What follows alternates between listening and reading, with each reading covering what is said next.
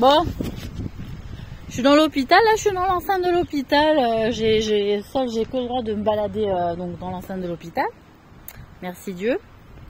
Donc je suis à la chapelle de l'hôpital qui ressemble à un bunker, hein, un peu, bon, mais je l'ai trouvé très propre. Et alors j'étais très étonnée que ce soit d'obédience, comment on appelle ça, catholique, et pas protestante.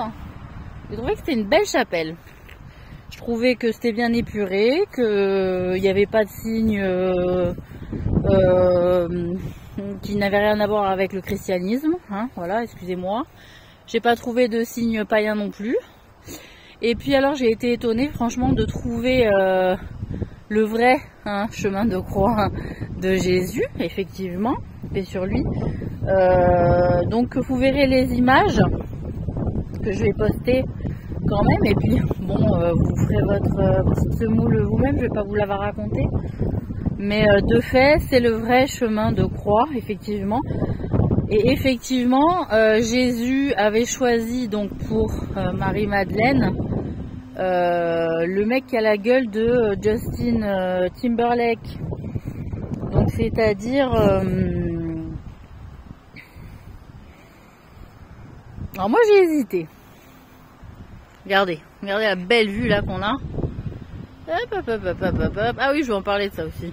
Maison McDo. Bon, enfin bref. Oui, il avait choisi celui qui a la gueule avec le nez enfariné, celui qui fait accoucher Sarah. En fait, Jésus, il est à la droite de celui qu'on met sur la croix. Donc j'imagine Christ. Pas bien reconnu sa gueule.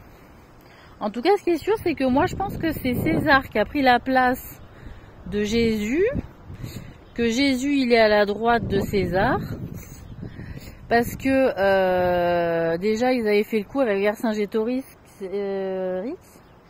et ben César. Oui. Le mec qui vit longtemps, tu sais, l'histoire des incarnations, de la mort, le mec qui s'est réincarné, il est monté au ciel. Ça va les cathos? Tout va bien?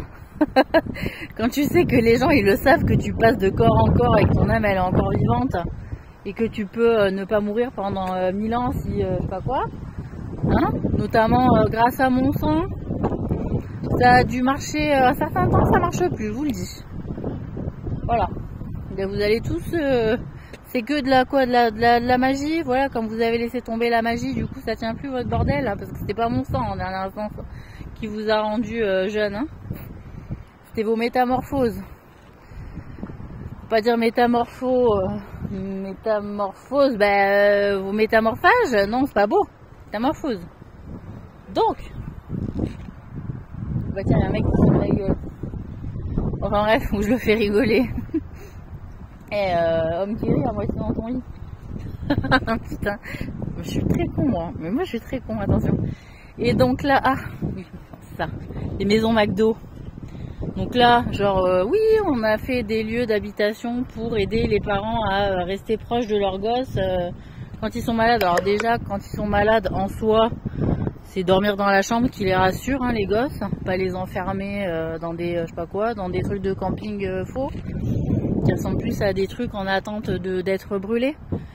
Et puis moi je trouve qu'on pourrait s'en servir pour des sans-abri, passer l'hiver, leur refaire réhabiliter. Il y a des cheminées, il y a des trucs, plutôt qu'ils crèvent, voilà. Donc l'hôpital, comme l'hospice à l'époque, hein, au XVIIe siècle, XVIIIe, ils servaient aussi aux sans-abri à leur tenir chaud l'hiver, quand c'était, quand il faisait froid.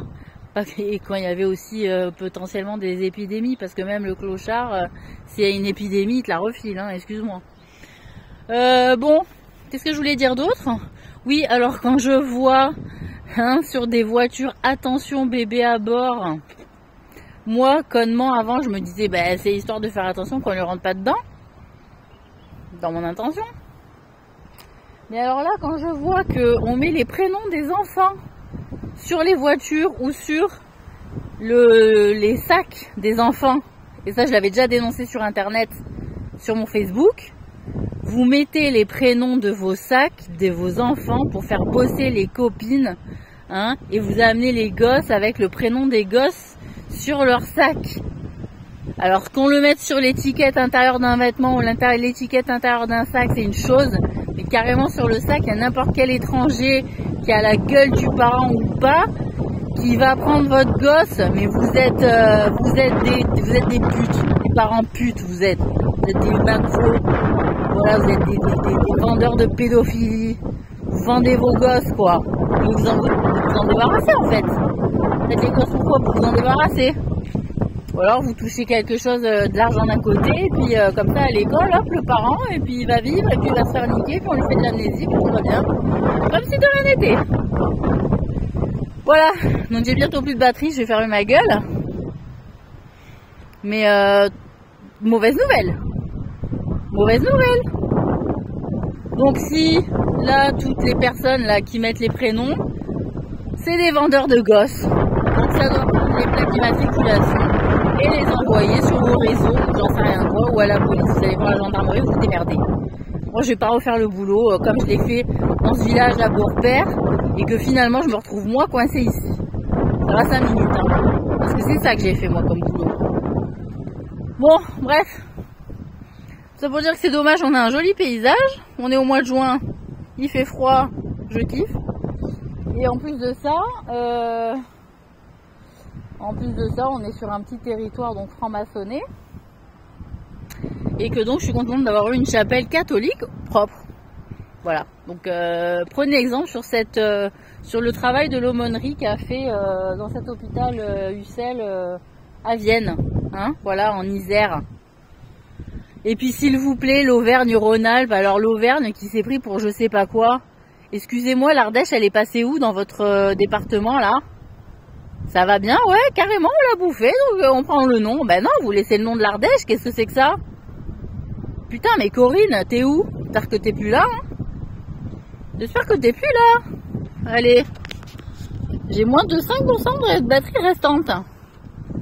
Donc voilà, donc il y a la région Alpes, la région Savoie, alors bon, Rhône-Alpes.